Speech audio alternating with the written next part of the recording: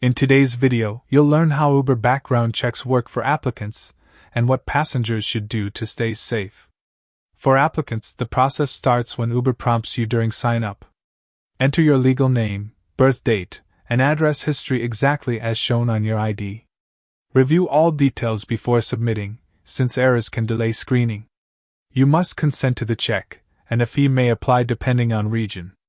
If payment is required, complete it only through the official link in the app or email so your submission is processed correctly. Some areas require a vulnerable sector check.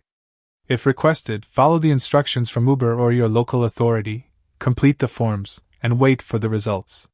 When you receive the document, take clear, readable photos of every page or side, then upload them to your Uber profile.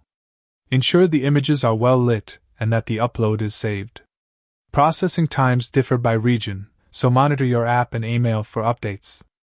Do not begin driving or delivering until your background check is marked as cleared. For passengers, do not run your own background checks.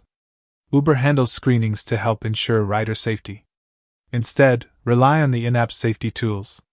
Before entering the vehicle, check the driver's name and photo, and match the car's make, model, color, and plate number to what's shown in the app.